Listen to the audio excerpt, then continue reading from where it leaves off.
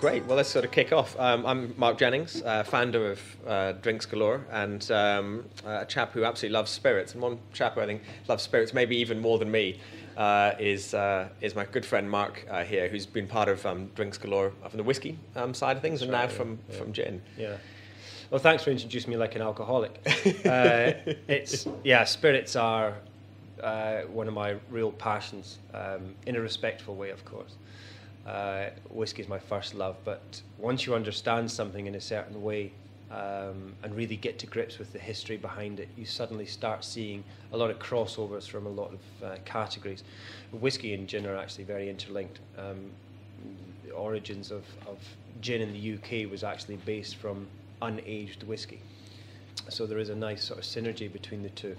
So it was natural that as I was researching one, I was going to drift across and start to be interested by the other. And of course, who doesn't like a gin and tonic? Well, absolutely right. I mean, do you remember your first tasting of a spirit? Yeah, I do. My grandfather's been a drinker for a very long time. He's still alive at 106, so there has to be something well preserved. Yeah, well pickled.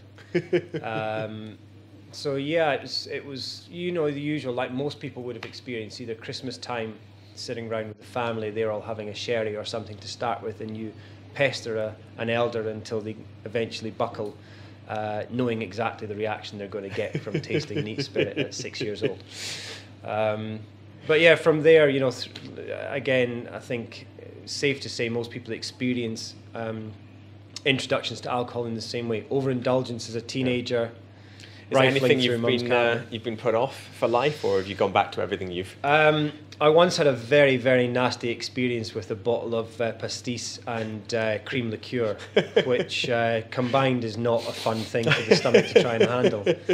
That put me off both of those types of spirit for quite some time. However, big fan now of pastis and absinthe, etc. Yeah, of course. Mine is peach schnapps, which, as you can imagine, I haven't necessarily tried to fight the way back to. And whiskey was a little difficult for a while, but growing up in Scotland, it's kind of hard to avoid it. You've got to get over that. I think a lot of people do have that little box in their mind which locks away those sort of bad memories of something like that. But as your palate develops and changes, you start to have a hankering, a thirst for different types of thing. Even with food as well, your palate develops and you start exploring different depth of flavour.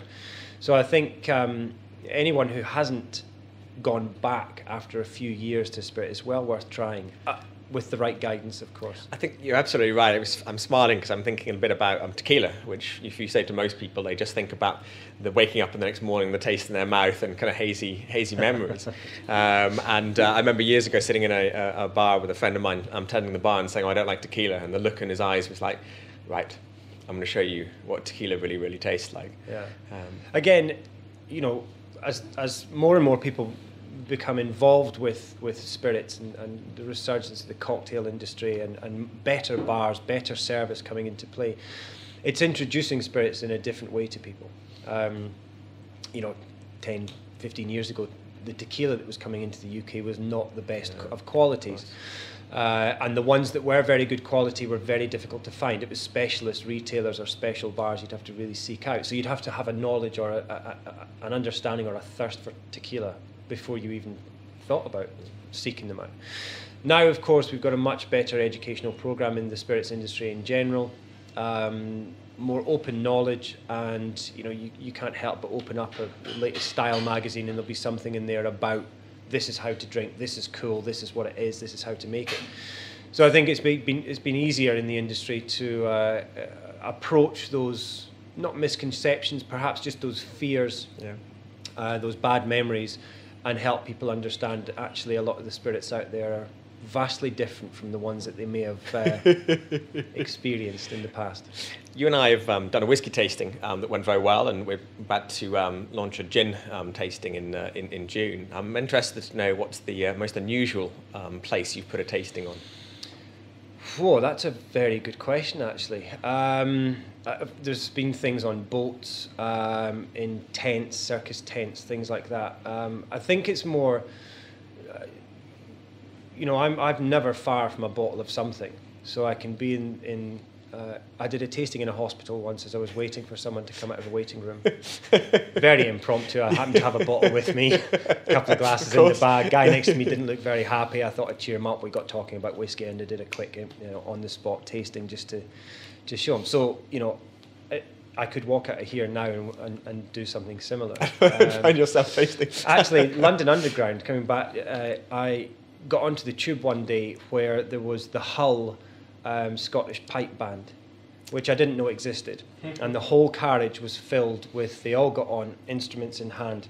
Fabulous. And I just thought, this is bizarre.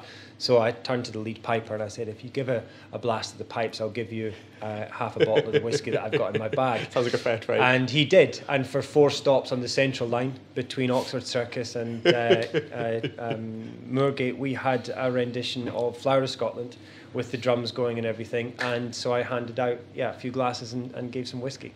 I think that's got to be the best exchange. I could imagine that would keep people talking on the Underground. Yeah, it was quite good fun. Quite good fun.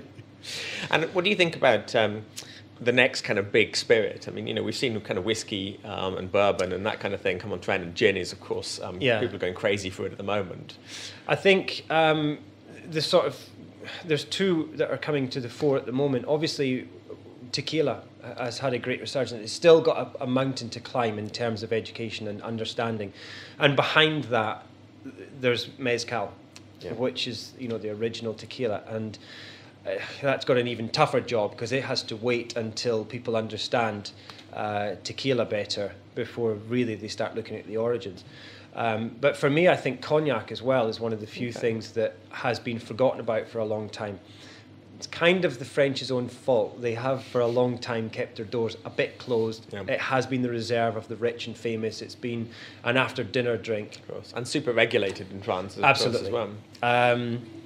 So I'm seeing a lot of the chateaus now bringing out new expressions of cognac, which are blended specifically for cocktail use, easy drinking, any time of day, that type of thing. And they're being a bit more open with the category. There's obviously the leading houses, which have always been trying to push for new and exciting things, but it's the smaller producers behind those which are really just looking at the industry in general and going, how do we get involved in this? There's everything else is out there. So I think cognac is certainly, it's a delicious drink, and for me it's refreshing to pick up a glass of dark spirit and nose it and think, wow, this is something a little bit different. So.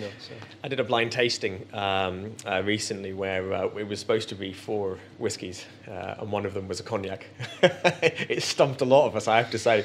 A lot of us were reviewing it as a whiskey, which I think in many ways says both a lack of experience sometimes on actual cognac tastings and how lovely a great cognac it's absolutely superb. And people forget, most of the cognacs that are out there that are XO standard or above, you're dealing with sort of 50 to 60-year-old cognac.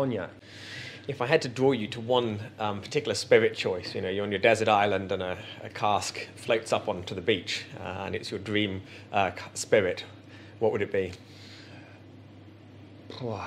Well, it would have to be whiskey, I suppose. Although probably just... water would be good if it was a desert island. But maybe both to string them out. Yeah.